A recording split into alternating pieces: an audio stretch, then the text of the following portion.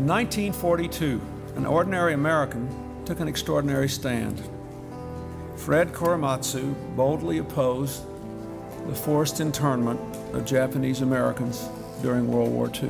It was December 7th, it was Sunday. And Sunday morning, gosh, it must have been about 10 o'clock. My girlfriend and I were up on Skyline Boulevard, looking down the Bay Area of the city and so forth.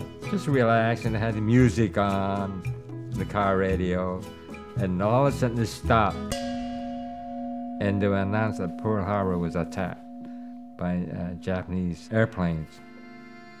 And I just couldn't believe it.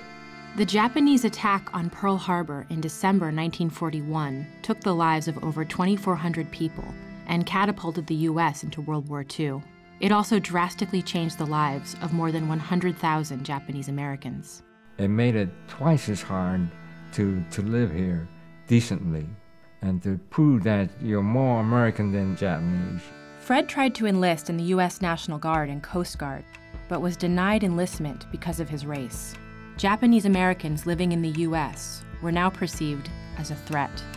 In February of 1942, President Franklin Roosevelt signed Executive Order 9066, forcing them into prison camps across the West Coast. It just burned me up that this happened, and I was still determined to prove that I'm an American. After the evacuation notices were posted on the telephone poles, I decided to go ahead and go back to work. Fred protested the Japanese American incarceration by ignoring the order, an act of resistance that put him in violation of the law and led to his arrest. The judge said that I violated the military order. There was 4 MPs standing there, and they would start pulling out the guns. They said, "We have orders from my commanding officer that he is not going to take a step outside this door." Fred was forced into the Topaz incarceration camp in Utah with the rest of his family. I didn't have any luggage or anything. It was just whatever I had on my back. There's no floor, it's just dirt.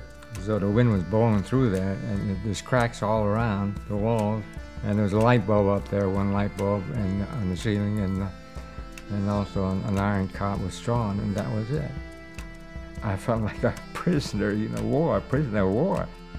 While still in the prison camp, Fred challenged and appealed every ruling on his case until it was finally heard by the United States Supreme Court. We lost in the Supreme Court, and I just couldn't believe it. It just seemed that the bottom dropped out. After his release from the camp in 1944, Fred got married, started a family, and built a career as an industrial draftsman. But he was often reminded of his criminal record. Having this record given by the government, I just can't feel that I am a truly American because of this. And that was back in my mind all these years. In 1983, aided by a team of civil rights attorneys, he challenged the legality of his 1944 Supreme Court case. I wasn't afraid to speak up. It was unconstitutional what they did to the Japanese American, putting them in concentration camps. The judge, she said that government should think twice before they do anything like this again. I just couldn't believe that this happened, but I won, and so did everybody else that was there.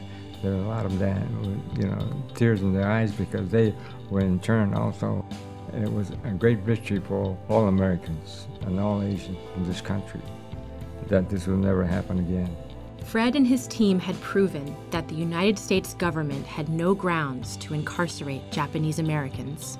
In the long history of our country's constant search for justice, some names of ordinary citizens stand for millions of souls. Plessy, Brown, Parks. To that distinguished list, today we add the name of Fred Korematsu.